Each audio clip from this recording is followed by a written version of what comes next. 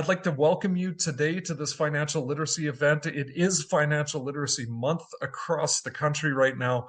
Always an exciting time for us at the Saskatoon Industry-Education Council and also to the Credit Counselling Society. Mark was just telling me about how busy he is this month, so we're glad that he could join us today. And I will be handing it off to him very soon. So my name is Aaron Adair, by the way. I'm a program coordinator with the Saskatoon Industry-Education Council, and I am presenting to you today from Treaty 6 territory and the homeland of the Métis.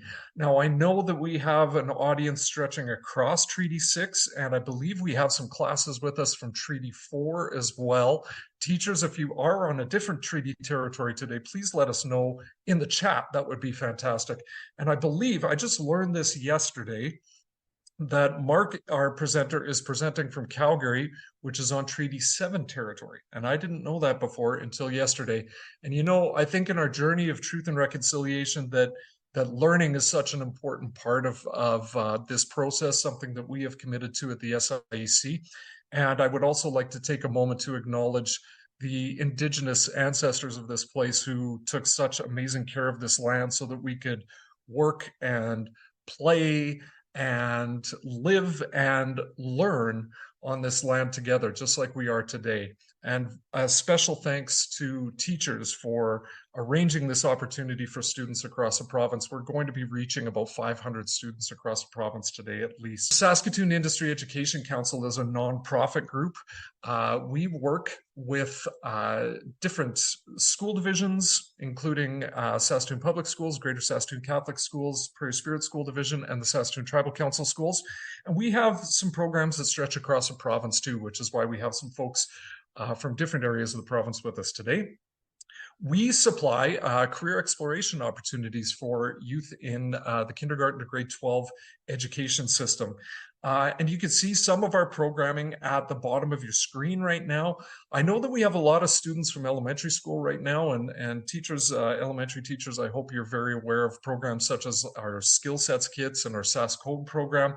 High school teachers, you may be familiar with some of the programs that you see on the screen there. Our skills boot camps are up and running right now. Our Saskatchewan Youth Internship Program, I got to get a new logo on there. We got a new name for that program. Is a fantastic program for youth who are interested in working in the trades. We are excited to host our Connected event coming up next week, and our Relevance Career Magazine is launching later this month as well. The new 2024 issue will be coming out. I also just wanted to mention, whether you're in high school or elementary school, definitely check out our Spotlight on Careers program. You can see on your screen right now that we focus on a different sector every month. And a sector is like a group of jobs that are very similar to one another that you may be considering working in the future.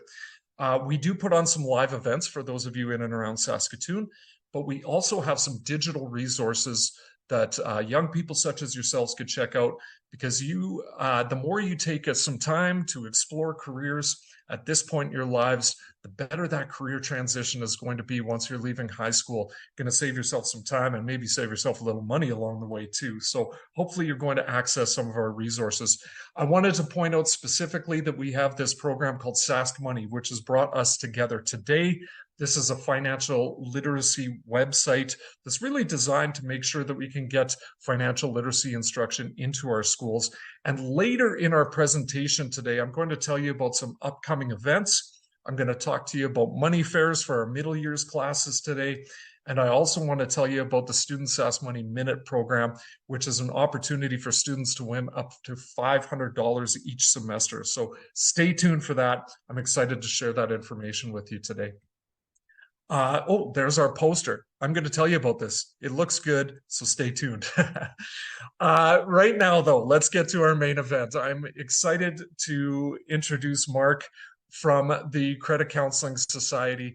Mark is a financial educator, a credit counselor, and just getting to know Mark today. We've worked with the Credit Counselling Society for a long time, a fantastic organization in Canada, helping so many Canadians, and really excited that they're going to be sharing some information with you today.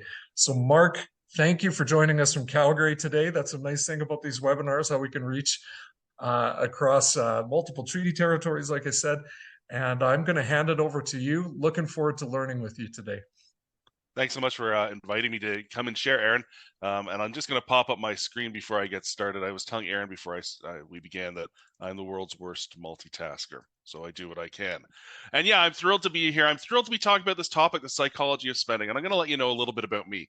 I've had the strangest, most fun, most interesting career of most people I've ever met. So yeah, I've been a credit counselor. I spent 5 years doing that, 6 years as this financial educator for this little nonprofit organization called Credit Counselling Society. I'm not going to go into it in depth, but we're safe to go to if you ever have a money problem, a money question. You can call. We'll answer a question about credit. We'll answer a question about budgeting, a question about debt. And that's what we want. We want to be a safe place where people can go to get information, because there's a lot of sharks in the water when your money's not working for you. But beyond that, I've done some neat things. I was a very small banker once in a call center. What I learned in that job is that when you're on the telephone answering calls at a bank, people will swear at you. I thought, oh, I can't do this anymore. And then I was eventually a really big banker. I had the biggest office in the tower here in Calgary for CIBC. My first transaction the day I sat in that office was for $990 million, just into a deposit account that paid no interest. My year was made. In terms of this presentation, well, going back a long way, I was a salesman. And I was a really, really good salesman. I've worked for really big organizations that you've probably heard of. Maybe you've heard of WD-40 products, grease in a can, 2000 flushes toilet pucks. That was me. I ran Western Canada. I worked for a company called Whirlpool Maytag, big white goods company, washers, dryers, fridges. Pretty neat place to be. I was even tied to Ralph Lauren because I used to sell their paint. So I've done a lot of really neat things. And when we talk about this presentation, I'll tell you, I've sat around the boardroom and we sat there talking. We're like, how do we get people to spend more money on this product? How do we get people to buy from us? And that's what this presentation talks about. So we're going to talk about marketing influences. How do they actually make us want to spend our money? And how do they get in our head so that we're doing it sometimes without even thinking? And when we think about those things, the most important thing we need to do is we need to put some strategies, ask ourselves questions to protect ourselves from this. Because with technology and the fact that marketers know that we're emotional creatures, they can make us do almost anything. So with that being said, I'm going to ask you a question. And I know that you guys can't talk back today, which is probably a good thing. Probably give me all sorts of sass. But think about how marketers influence your decision. Just think about it for a minute. What ads do you see on TV? What are they showing on social media? What are you seeing? What are your friends and family telling you to buy? Because those are the external pressures. These marketers are going to bombard us with different ideas. They're going to show us people we want to be like. They're going to tell our friends and family what they should be like, and we should fall into the mix. And it's really not that hard to make us want to do things and be things, because marketers know that we're emotional creatures. Now, when we think about our money, we often think, well, we're logical. We're going to do calculations in our head.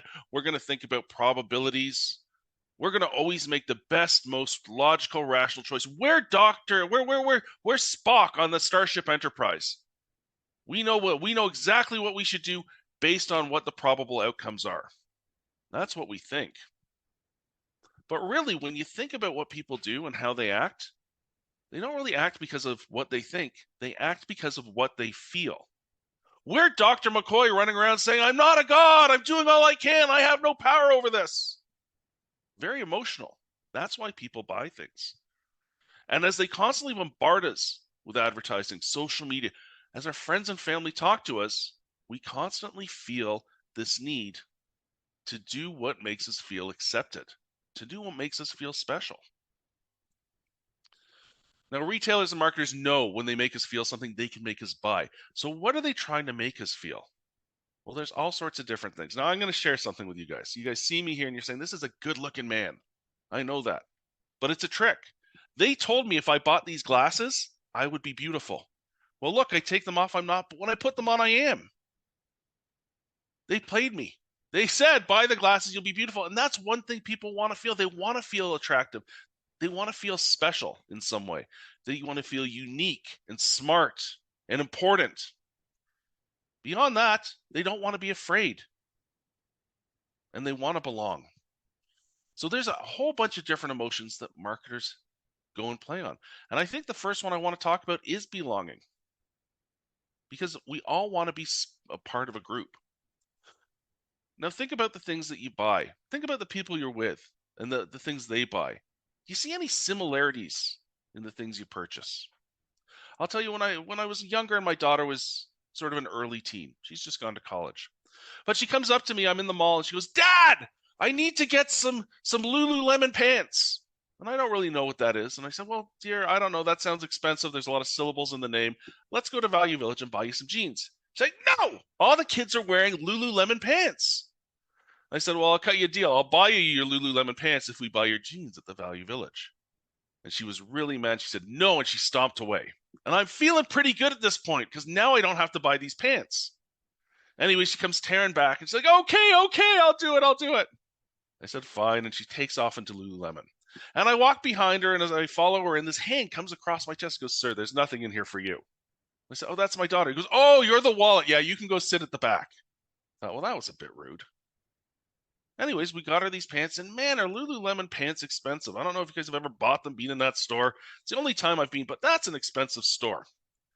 Well, why did she want these pants? Well, she wanted these pants because it was her way to belong with the group. All the girls were getting these pants. I get it.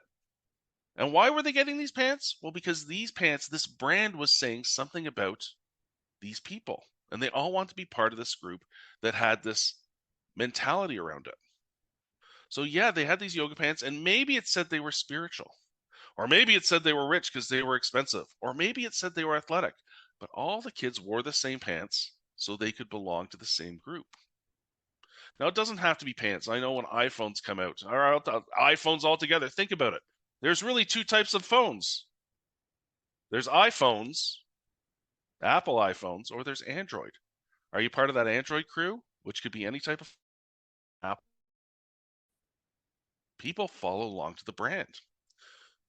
So retailers know if we want to identify with our group, that we have to have things that matches up to that group. This is the idea of belonging. Now, when we go back and think about those yoga pants, for example, think about the other things that come with that. You know, Lululemon doesn't just sell pants, they sell a complete lifestyle. You could go in the mall before COVID and they would do yoga classes in the middle of the mall. If you go in and buy something, because all the clothes become very small, they give you a little bag with some sort of affirmation, some sort of saying on the front that tells the world that you belong to this group. And that's what people are seeking. The next idea is liking. And this is kind of where celebrity endorsement comes in.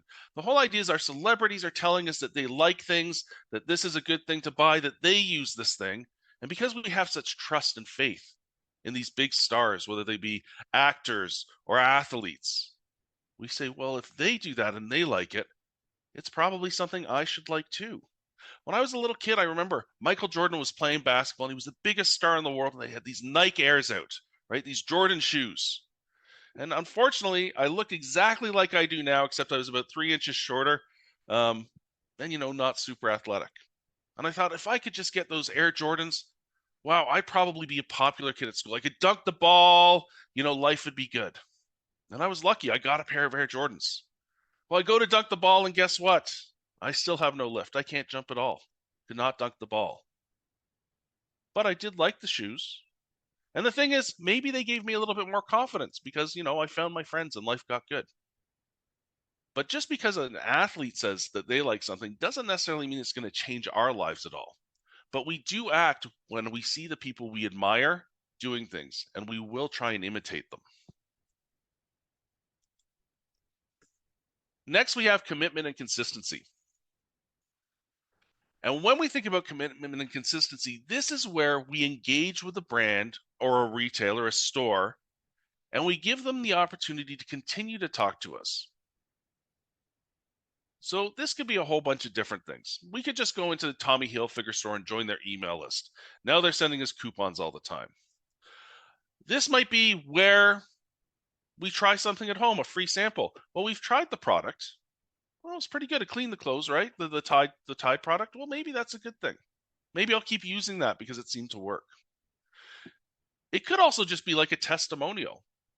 Think about going to a restaurant and you're pretty happy with it. It tasted good. It was reasonably priced. You're really up about it. And you tell all your friends, the best hamburgers in the world come from this place. Well, once you've told the world that you believe these are the best hamburgers, how can you ever walk away from that statement? You've told all your friends. If you now go to McDonald's and say, oh, this is the best hamburger ever, they're looking at you thinking, what are you telling me? You can't make up your mind. The idea behind commitment and consistency is that the more we engage with a particular store or a particular brand, the more likely we're going to continue to engage with that brand. Because we've shown that it's good in the past, we're going to continue going to it. And we should be careful, because sometimes we commit to it and it's just habit. It's not really because we any longer enjoy it. So there's lots of different emotions, and we've only touched on a couple, but it's really important that as we go and we start trying to make a purchase decision, that we ask ourselves questions to make sure that they're not just playing on our emotions. And I think that's the question we ask first. What are they actually selling us? Are they selling me a product, or are they selling me a feeling? Because, it's okay to feel good about something, but at the end of the day, we're probably buying something because we have the sense we need it. It's going to do something for us. And then how are they actually influencing our desire for this product? What are they playing on here? Let's recognize what emotions we fall prey to. Now, I'm pretty lucky. I don't like to buy anything because I'm the world's cheapest man. But I know sometimes my wife will go out there and she'll buy something because there's fear. What if they run out? Well, okay, that's the idea of scarcity. I know sometimes my son will buy things because he likes a particular team. He's a big Washington Commanders fan. If it's got a Commanders logo on it, he's going to buy it. He wants to belong. Well, it's not that it's wrong to do it, but when we are doing these things, we have to make sure that where we're spending our money ensures that we're having some sort of benefit to it. And it doesn't always have to be a tangible benefit. A shovel, we know it's going to be good to move dirt, but a lot of times people will buy things because of the emotion, because it gives them something that's not something you can touch. It gives them joy or pride or status. That's why people buy fancy cars. Look at me, I drive a BMW, I must be important. Look how important I am in my car. So if we're going to make a spend, we have to make sure that the cost we're paying matches what we're taking out of it. I did want to touch on social media because I think social media is a big part of our life, and this is really where a lot of marketing has gone. And if I think about watching TV now, you don't see as many ads as you used to for a whole bunch of stuff. I can't remember the last time I saw like an Alpo ad for dog food. I see car ads and McDonald's ads, but I don't see as many as I used to. When we think about social media, just think to yourself, how much time do you spend on your electronics using Instagram, Snapchat, I don't know, Facebook, whatever you guys use? It's changing every day. But how much time do you spend on that? A study from the University of Kentucky suggested that really people should spend about 30 minutes a day or less on social media. That's all they need to spend to get what they need out of it. And then it doesn't really become a problem for them. The fun fact is that in 2020, the average internet user actually spent almost 2.5 hours daily flicking around on their phone at the social media they like. And I think that number's probably grown since. And I believe that because social media was created to be addictive. The whole idea is every time you swipe or scroll, you're giving critical information that helps them determine what they should show you. It's not just what they should sell to you, it's how do they keep you on their platform. They don't want you going to a different platform. They want you on that platform. And because we spend so much time on social media, it can actually change the way we think about ourselves. It can lead us to thinking that we're really not good enough, and it creates doubts. We're so busy looking at royalty and rappers and superstars driving their Rolls Royces and wearing their diamonds.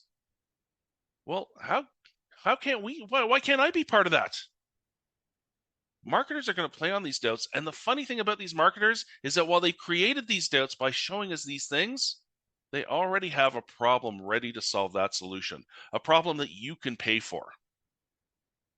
We need to be very careful. I'm going to tell you that, but beyond just being addictive, one of the things that we found out about social media is that people have a strong online social network, lots of people listening and following them, looking at what they're looking at. They tend to have higher debt and a lower credit score.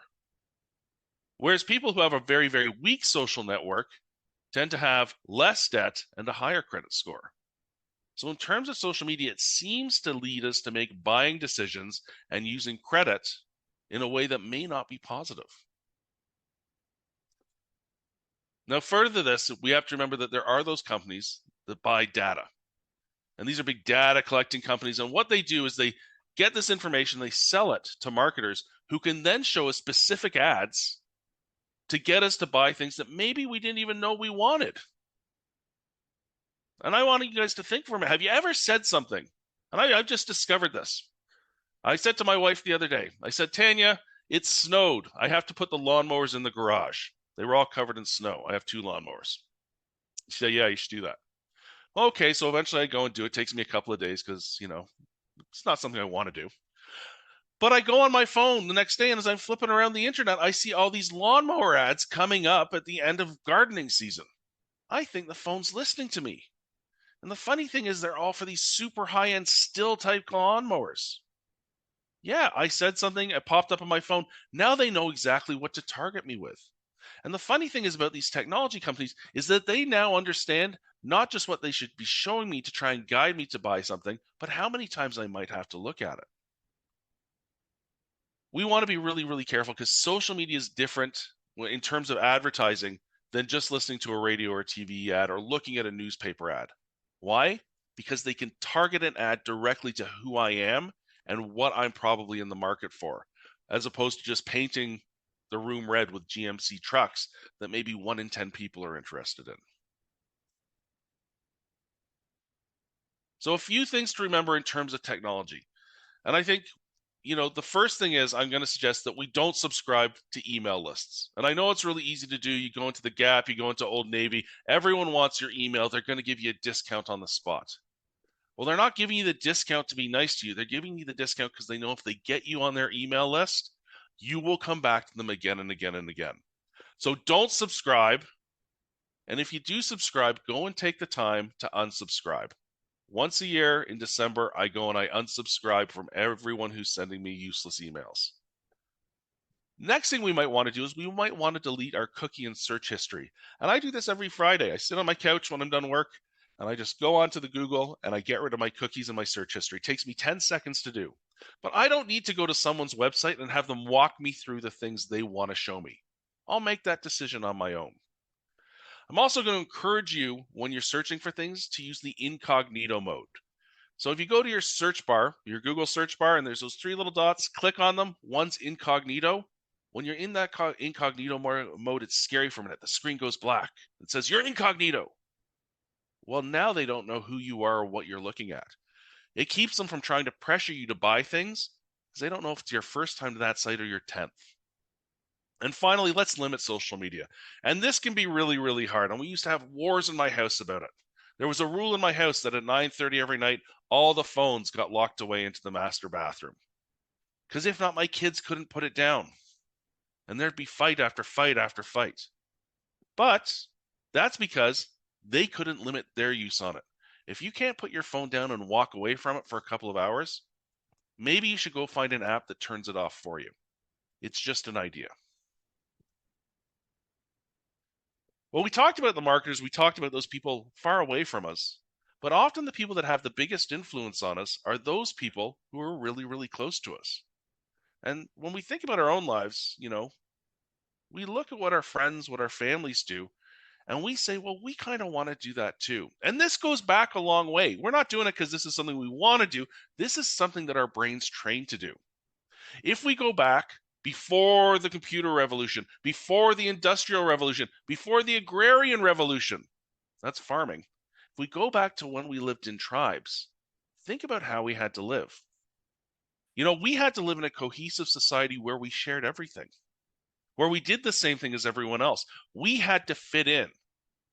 So if we found that wildebeest on the ground and we scavenged it and all our friends are looking at us, we would share it. Why? Because that kept us in the tribe. And when we can't find anything to eat, well, good news, they'll share with us. But it also went where we'd wear similar things, right? I guess maybe when you only have so many hides around or whatever, you don't have a lot of opportunity, but fine. We'd cut our hairs in similar ways. We'd want to look alike. We'd want to be the same because then we knew we were part of that group, and in that group there was safety. So when we go back and we come to today, what we see is we're part of a group, our friends and family, and what we have a tendency to do is the exact same things they do and the things they suggest.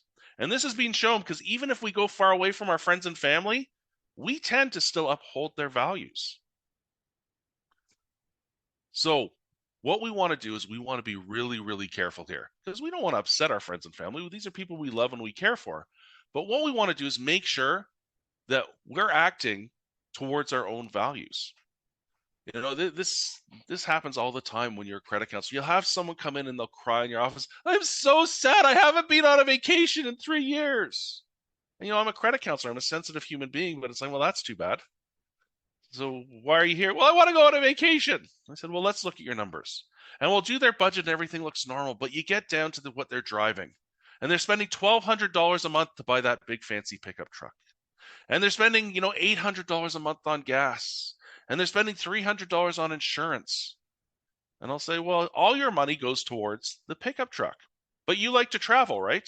Yeah, I just want to travel. Well, then why'd you buy the pickup truck? What made you buy the pickup truck? Because that's where all your money goes. That's why you can't travel. Well, my next door neighbor got a pickup truck, and if he got one, why can't I? Well, you did. And did it bring you happiness? And the truth is, for this person who loves to travel, their happiness isn't in a pickup truck. It's in being in Hawaii or Mexico or Europe or whatever drives them. What I'm going to encourage you to do, I'm not saying don't do what your friends and family do. They do some wonderful things, right? And, you know, it's okay to do some of those things. But when we think about the big goals in your lives, the things that ultimately drive your happiness, what's important is that you say, this is what my happiness comes from. This is where I'm going to put my money. Great, John got a pickup truck. Look how happy he is. That's super, but I want to travel. I'll put my money there. And if we do that, and we delineate that we can still be part of this group because we still like to have Thanksgiving dinner together, we can still chase our dreams in a positive way. And this can even go a little bit deeper. It can go beyond just our friends and family. It can go into our cultural norms because our culture really influences where we spend money sometimes. I mean, think of this, Mother's and Father's Day. I'm supposed to buy them a gift and a card. Hey, look at me. You had me. You should be buying me a gift and a card. Well, maybe not. It's okay. I'm not against you giving your parents a card on their special days for sure. But when we think about other cultural norms, is it really worth putting the money in? I know my wife's probably disappointed when she found out that you're supposed to get an engagement ring that's worth 3 months' salary. That did not happen. She still got a nice ring, though. When we think of weddings or coming of age ceremonies, these can be huge events that cost tens of thousands of dollars, hundreds of thousands of dollars sometimes. But when we break it down to a simpler mode, think about those Hallmark holidays that we all go and we try and live up to. Valentine's Day. Well, Valentine's Day, St. Valentine's, really? This is something that we chase after just so I can say that you're special? It's up to us whether or not we want to engage in these. And while many of our friends and family will, it's okay to say that, nah, you know what, this one just doesn't suit me. I'm not doing it. Act in your own best interest, right? So we've talked a lot about emotions and values and how marketers try and cater to how we feel to make us do things.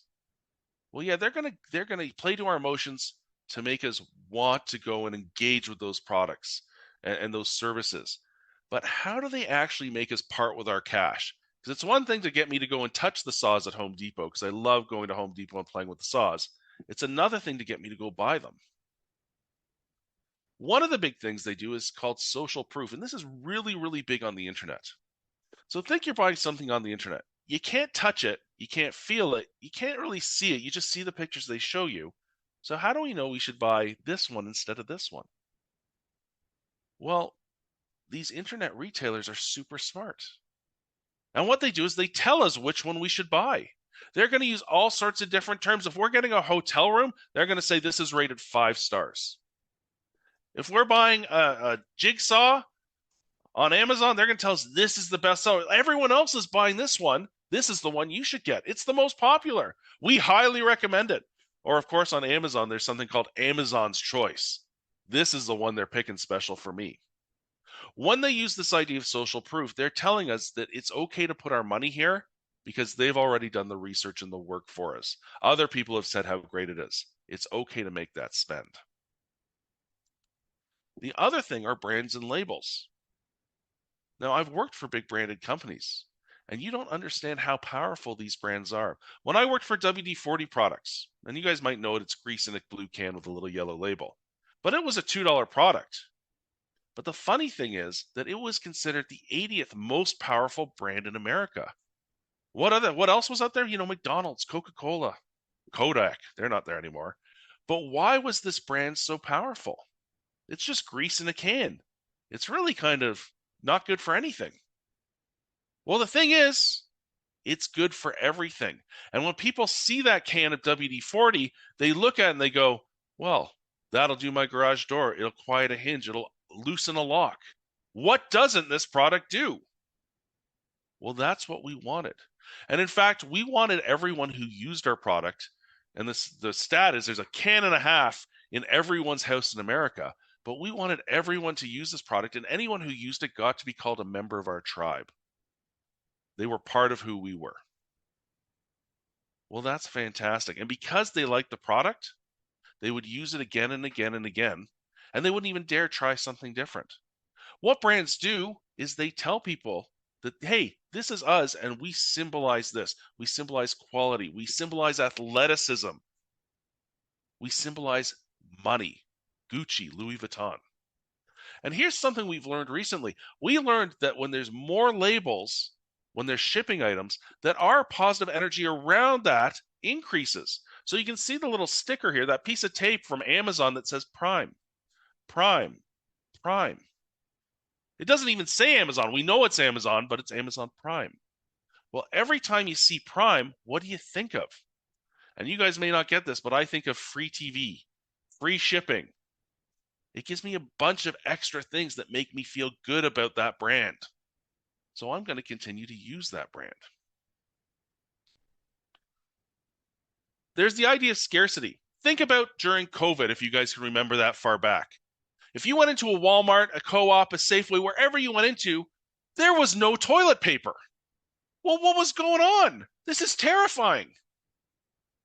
Well, I had nothing to do during COVID, so one day I'm at the Costco, I'm first in line, and the guy's opening the door and goes, relax, people, the toilet paper shipment comes in like it does every day. The skids are at the back, make your way patiently. Well, what I took away from that is the skids come in every day. There's always going to be toilet paper. Why is there this scarcity? Well, people were terrified there wouldn't be toilet paper for no reason at all. And they went and they hoarded it. And if you go to Facebook Marketplace or Kijiji right now, you can see that people are still trying to give it away because they cram their garages full of it. Retailers know if they make us think something is scarce, they limit us to only having one can of soup, even though there's a skid. They tell us that the sale's ending soon, or that there's a low supply. We're going to buy today because we're afraid we won't get it later. Retailers also know that if they give us something for free, we're more likely to go and try it, go and buy it ourselves. That's why Costco gives out free stuff when you walk around there. I went into a Costco with my kids and my wife disappeared, as she tends to do. But me and the kids are standing there, we're eating these coconut Krispies at the free table, and I have mine, like, gross. My kids take away, like, gross, Dad, you have it. So I eat two more. And then I reach over to get another, even though I don't like it. And the guy looks at me and goes, you going to buy some? I'm caught. I don't even like these things. I have to do it. When you buy big things like washers and dryers, they'll give you a sample of soap. Well, you tried the sample. Don't you think you should buy a box? Remember, we're not in a position where we have to buy anything. They're giving it to us to try and entice us to buy. It doesn't make us buy. And the last part that I put in here is pink and gender pricing. So this is essentially where we price things differently based on who's going to buy it, whether it's a boy or a girl. And this often occurs in areas like toiletries, shaving creams, razors, gels, those types of things. And the classic example are those cheap blue razors. You can get a 10-pack of cheap blue 2-blade razors with that lubricating strip that doesn't work for about $1.25 at the dollar store. Well, great. As a guy, I'll pick up those. If you're a lady, though, what you probably do is pick up that 5-pack of pink razors instead of blue razors with 2 blades and a lubricating strip that doesn't work for $250, twice the price for half as many. Why? Because they're pink. Boys buy blue, girls buy pink. What they found is that the pink, the things marketed to women, tend to be more expensive than what men buy 42% of the time. And this actually costs women about $1,300 a year. Well, who cares about the razors? It doesn't matter. It shouldn't matter. Let's just buy the blue razors and everyone saves some money. So let's go back and ask ourselves some more questions. What are they trying to sell me? Are they trying to sell me a color? Are they trying to sell me, a particular brand? What are they trying to influence me to do? The whole thing here is they're going to try and get me to spend more and more money. And what we have to do is say, well, why? What does this do for me? And I think really what they try and do is they try and make it super easy. And that's why when we shop online, they're going to do all sorts of things to get us to buy while we're on the website. And if we should walk away, they're going to send us an email saying, hey, you forgot your cart in the virtual store. You should come back and get it, and we're going to give you free shipping and maybe a free gift. And you know that computer monitor you were going to buy? Well, you know what other people are buying with it? That $2,000 laptop. And it's only a few clicks away because they've saved your payment information. I'm going to tell you the virtual stores work because they work on the idea of delayed gratification. This is so powerful. This gets people hooked to buying online again and again and again. This is where you go online and you place an order for something and your brain shoots off all these positive reward signals going, yes, you've bought something, boo, boo, boo, and you're thrilled. And 20 minutes later, you get a note from them saying, hey, we got your order, we're shipping it. And your brain goes, yes, boo, boo, boo. I'm going to get that thing that I need so badly.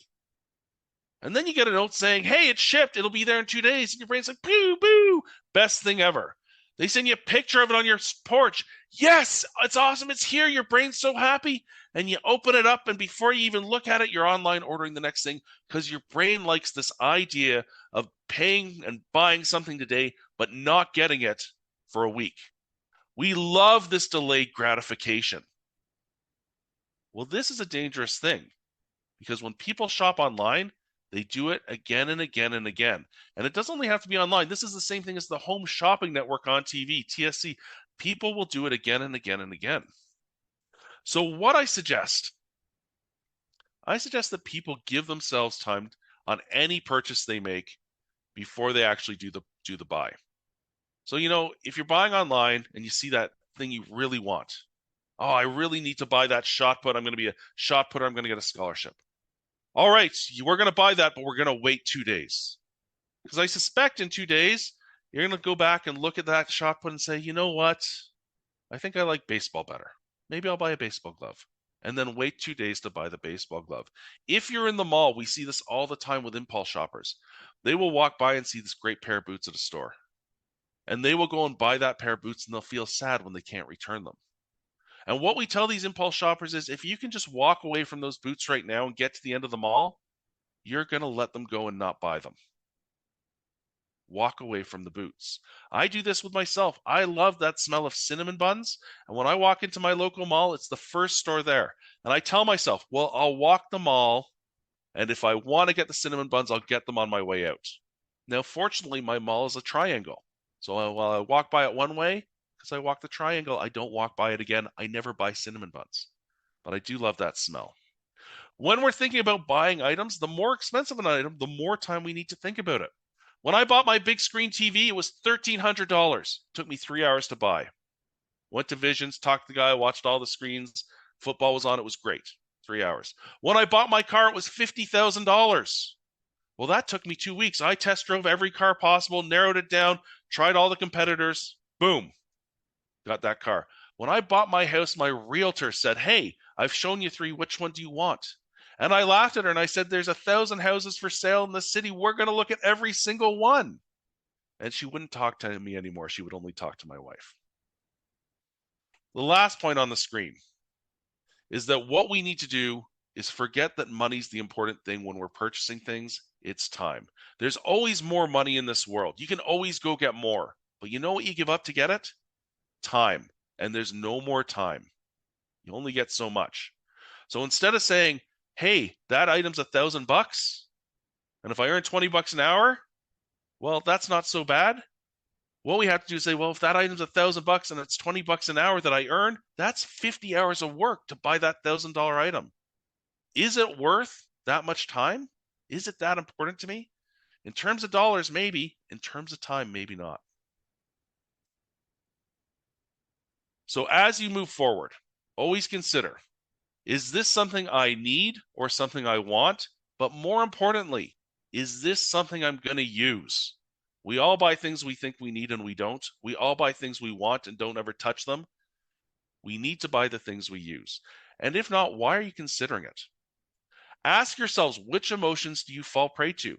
Is it because you're afraid you'll miss out? Is it because you want to belong? Is it because you want to be important? Once we know what emotions we fall prey to, we can guard ourselves against them. Let's remember brands are important. We buy things because we trust the brands. But anytime we buy anything, we need to remind ourselves of the expectations versus the reality. And maybe it doesn't always live up. So we should be open to trying other things, even though we do like a particular brand. And ultimately, anything we buy has to fulfill a need. So is it an emotional need?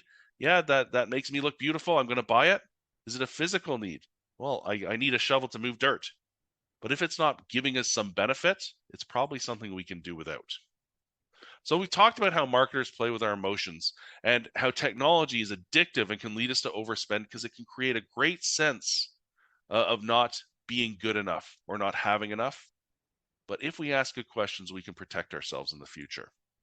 And with that, what I'm going to do is I'm going to stop sharing and I'm going to hand this back to Aaron so that he can take over. And if there's any questions, let's answer them. Mark, I really appreciate the theme of needs versus wants. That's a big part of the curriculum in Saskatchewan for financial literacy, and that came up. I did have a question for you about, well, what do I do if I think want this item? What do I do? But really, just waiting that couple of days is the advice you'd give, right? Once we get in that trap where our brain's just focused on it, that'd be the piece of advice, right? Well, yeah, if we can wait and walk away for a bit, often we'll just never go back. And that's the ideal situation. Or we'll say, well, what was I thinking in the moment? Like the shot put story is a true thing. During COVID, I thought, because my son is very big, he's 17, he's getting scholarship offers to go play football. But I thought, you know what? I'm going to turn him into a shot putter because I was a hammer thrower and he has the right shape. So I bought this shot put and I said, I can teach Henry how to do this. No dice, he wasn't doing it, didn't matter. It's now a doorstop. So really, maybe a conversation would have saved me. In terms of needs and wants, though, there's a lot of confusion around that because really, again, it goes to the emotions. We feel what we want, and sometimes we buy what we need. But there was this lady, Sarah Lazarovic, and when she studied what she was buying, she thought she needed all this stuff, and she wanted tons of stuff, but she used none of it and bought tons and tons of things. Well, why put money into things we're not going to use? We just have to be sensible with ourselves. Yeah, that's excellent advice. Thank you for that. Just a few more minutes. If anyone does have a question for Mark, that'd be great to hear from you folks across the province here. Incognito mode was something else that I picked up on this. This is something that I'd only used recently, but I hadn't thought about how it actually affects my browsing, right? I was using it for a practical reason at work, but that's a really interesting piece of advice that you gave there too. And I also gathered from this too, you talked a bit about, goal setting, budgeting was a bit of a theme here that's popular in our curriculum as well, right? I know one thing that we've been talking about at work, we again focus on career exploration for youth. And when you're choosing a career, thinking about perhaps what career might support the lifestyle that you want, right? And how that can be or really influence what you're able to purchase in the future, right? So I did appreciate that too, Mark. So thank you for that. Well, and because I have a teenage boy, we were talking about him doing the trades, which doesn't let him play football, which is a problem. But we went to a career exploration thing around the trades, and one group said, I think they were insulators. They said, you know what, inside by the time you finish college, if you go that route, you're looking for your first job in the trades. You're making 143 grand a year if you come and do this. And it's like, that's a lot of money. It's like, maybe I should go be an insulator. And oftentimes we wonder about how much debt you leave school with too, right? And often people in the trades that's a big selling point too, right? They work their Not way leaving through. school with a lot of debt. Yep, Yep. exactly. That's fantastic. I'm not noticing any questions right now, Mark, but I really do want to thank you again for joining us today. I know Mark's going to be presenting again this afternoon, so thank you, Mark, for joining us, and I know that the students and teachers across the province here are thankful too. So thanks again. Hey, I'm glad I could be part of it. I'll see you later, Aaron. Thanks, everyone. Awesome. You bet. And folks, I am just going to take a moment just to go over a couple of things, just a couple of pieces that I want to tell you about with our programming here. Teachers, we do have a webinar tomorrow about a project that I'm going to talk to you about in a second. And also we're hosting an in-person, if you happen to be in the Saskatoon area, hosting an in-person investment basics community night that you might be interested in checking out. And you can find this through our SaskMoney.ca events page. Middle years teachers. In fact, actually, I'm going to talk to the students right now, okay? I'm going to appeal to your emotions, just like Mark was talking about. We have a super fun project called a money fair that you might be interested in engaging in your school. And if you have any questions about this, you can go to our website to learn about it, SaskMoney.ca, or you could drop me an email to teachers and we could talk through how this might look in your school at any point during this school year. A lot of fun where community judges can come in and prizes can be available too. So drop us a line if you're interested in that. And finally, for those of you who are in high school, or maybe you have a sibling in high school, you're going to want to let them know about this new opportunity called the Student Sask Money Minute. This is a new contest in our province where we're asking students to create a 1-minute video that promotes a healthy financial habit for your peers. Now, Mark gave a whole bunch of ideas of some healthy financial habits, and you could just take one of those ideas and expand on it in a creative way, in a creative video. Submit these at the end of each semester, and you have the opportunity to win some prizes. Might be able to see it on your screen, up to $500 for a first prize each semester, and having your video featured across the province. So really great opportunity for youth there, and I hope you take advantage of that opportunity. Teachers, I do want to mention to you that we really value feedback here at the Saskatoon Industry-Education Council for many reasons. But we would appreciate some feedback. If you or students, if you happen to have a cell phone in class, I hope you don't. But if you do, I think your teacher might actually let you take it out and scan that QR code if you do have it. Or later on, teachers, you could take a screenshot perhaps, look at that website URL and visit that link to provide us some feedback. We'd appreciate hearing from each student about this event and learning more about what you'd like to learn about for finance. And finally, folks, if you are interested in keeping up to date with all of the information to do with financial literacy and career exploration, we've got a whole bunch of options on the screen for you right now. If you are on any of these social media platforms, please give us a follow. I got to change that little Twitter birdie to an X. That's too bad. I like those little birdies. But you could also subscribe to us on YouTube. And I've got our two websites at the bottom there. Again, SaskMoney.ca, SaskatoonIEC.ca, and an email address where you can get a hold of me. If you have any questions about Sask Money, I'd be happy to help you out, admin@SaskMoney.ca. So again, thanks to our presenter, Mark. Thank you to the teachers who signed up for this opportunity, for all of the students who have joined us today. And we hope to see you at another event soon. Thanks, everybody.